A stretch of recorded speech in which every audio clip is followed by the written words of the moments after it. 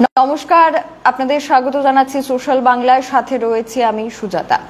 আজ একটা যান্ত্রিক গোলযোগের কারণে আমরা নির্দিষ্ট সময় আপনাদের সাথে আমাদের লাইভ নিয়ে আলোচনায় আসতে পারিনি, তবে এখন যে গুরুত্বপূর্ণ বিষয় নিয়ে আমরা আপনাদের সাথে কথা বলবো, আপনাদের সাথে আলোচনা করব, সেটা প্রথমে আপনাদেরকে জানিয়ে রাখছি যে রাজ্যে কিন্তু পেট্রোল ডিজেলের সংকট হয়েছে এবং যেহেতু পেট্রোল ডিজেলের সংকট হয়েছে সেই কারণে বেশ কিছু সিদ্ধান্ত গ্রহণ করা হয়েছে।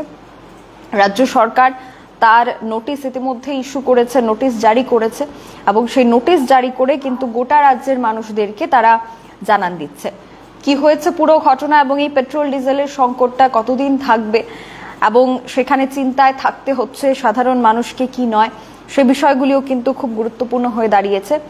যে বিষয়টার দিকে আমরা নজর দেওয়ার চেষ্টা করছি যে পেট্রোল ডিজেলের যেই সংকট, সেই পেট্রোল ডিজেলের সংকটের কারণে সরকার যে পদক্ষেপ গ্রহণ করেছে সেই পদক্ষেপ অনুযায়ী কিন্তু তাদের পক্ষ থেকে বলা হয়েছে যে বেশ কিছু জায়গায় পেট্রোল ডিজেলের এই সংকটটা দূর করার ক্ষেত্রে প্রথমত কিন্তু যারা সাধারণ মানুষরা রয়েছেন, যারা গাড়ি চালক থেকে শুরু করে যারা দ্বিচক্র যান চালকরা রয়েছেন, তাদের কিন্তু বেশ সমস্যার সম্মুখীন হতে হচ্ছে এবং খাদ্য দপ্তরের পক্ষ থেকে বেশ কিছু বিষয় অর্থাৎ পেট্রোল এবং ডিজেলেও কিন্তু রেশনিং ব্যবস্থা চালু করা হয়েছে, অর্থাৎ একটা নির্দিষ্ট সীমা পর্যন্ত আপনারা সেই সেবা গ্রহণ করতে পারবেন।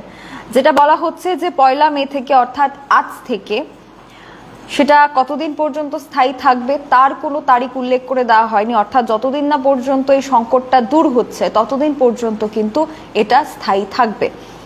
বলা হচ্ছে যে 1 মে থেকে অর্থাৎ আজ থেকে, যেটা আপনারা জানেন, আগে আমরা আপনাদেরকে এই খবরটা দিয়েছি যে 2 চাকা অর্থাৎ বাইক এবং 3 চাকার যানবাহনে দিনে 200 টাকার তেল ভরা যাবে পেট্রোল। 4 চাকার যানবাহনে 500 টাকার পেট্রোল নেওয়া যাবে। ডিজেলের ক্ষেত্রে 12 চাকার লরিতে 80 লিটার, 10 চাকার লরিতে 60 লিটার এবং 6 চাকার লরিতে 45 লিটার ডিজেল নেওয়া যাবে। এর চেয়ে বেশি কিন্তু ডিজেল বা পেট্রোল পাওয়া যাবে না, সেটা তারা উল্লেখ করেছেন।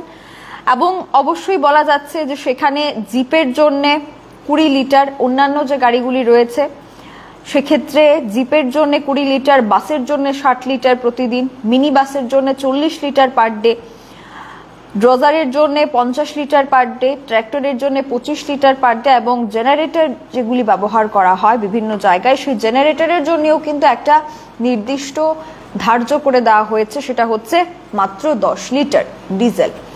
সেক্ষেত্রে দাঁড়িয়ে বলা যেতে পারে যে এই সংকটটা ঠিক কতদিন পর্যন্ত থাকবে সেটা তো জানানো হয়নি।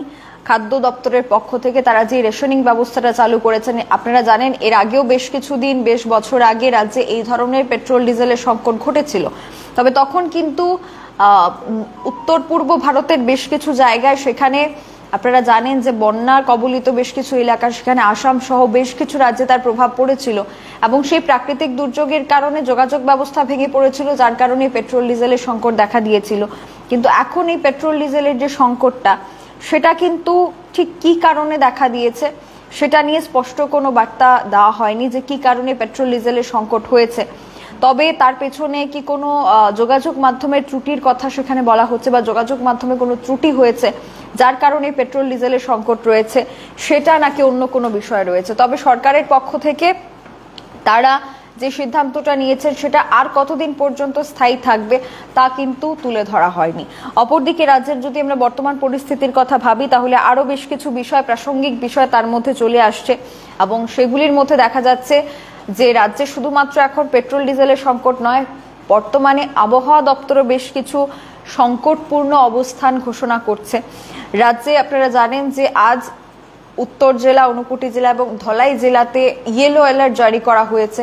আবার তার পাশাপাশি আগামীকাল অর্থাৎ 2রা মে কিন্তু আবহাওয়া দপ্তরের পক্ষ থেকে অরেঞ্জ অ্যালার্ট রয়েছে, অর্থাৎ এই অরেঞ্জ অ্যালার্টের মানে হচ্ছে সেখানে বেশ বৃষ্টিপাতের সম্ভাবনা এবং ঘূর্ণিঝড়ের সম্ভাবনাও কিন্তু থাকছে। তাছাড়া পশ্চিমবঙ্গের পক্ষ থেকে একটা ঘূর্ণিঝড়ের ইতিমধ্যে নামকরণ করা হয়ে গিয়েছে, যেটা নাম দেওয়া হয়েছে গোলা।